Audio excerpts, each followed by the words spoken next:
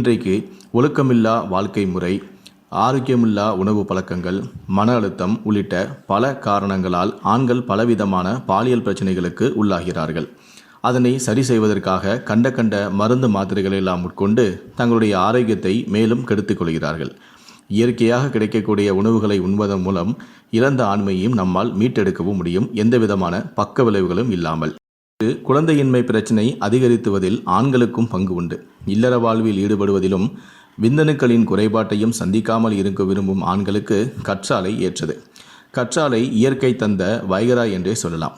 கற்றாழை வேர்களை சிறு துண்டுகளாக நறுக்கி இட்லி பானையில் பசும்பால் விட்டு அவித்து நிழலில் உலர்த்தி பொடி செய்து கொள்ளவும்.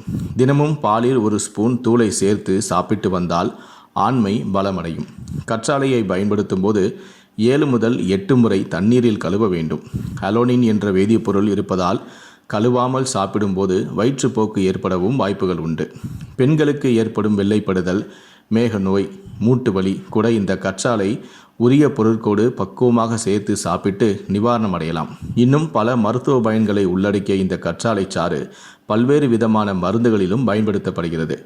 இயற்கையால் நமக்கு தந்த கொடைகள் ஆரோக்கியமானவை என்பதோடு பக்க விளைவுகள் இல்லாதவையும் கூட என்பதால் கற்றாழையை நீங்கள் மறந்துவிடாதீர்கள். கற்றாழை மனித உடலில் இருக்கும் நஞ்சுகளை வெளியேற்றும் சக்தியை கொண்டிருக்கிறது. 75% புரதச்சத்துக்கள் கற்றாழையில் நிறைந்திருக்கிறது. கற்றாழையில் விட்டமின் பி மற்றும் சி சத்துக்களும் தாது உப்புகளும் நிறைந்திருக்கின்றன. தொற்று கிருமிகள் உடலில் ஆதிக்கம் செலுத்த வரும்போது அதை எதிர்த்து போராடும் சக்தியை உடலுக்கு தருவது இந்த கற்றாழை தான். கற்றாழை ஜெல்லை சாறாக்கி தேங்காய் எண்ணெயுடன் சேர்த்து கொதிக்க வைத்து கூந்தலில் தடவினால் இளநரை மறையும். கண்டிஷனர் போடாமலேயே கூந்தல் மிருதுவாக பளபளக்கும். கோடையில் அதிக உஷ்ணத்தால் பாதிக்கப்பட்டவர்கள் தலையில் கற்றாழை சாறை நன்றாக தேய்த்து அரை மணி நேரம் கழித்து குளித்தால் பொடுகு நீங்குவதோடு உடலும் குளிர்ச்சி அடையும்.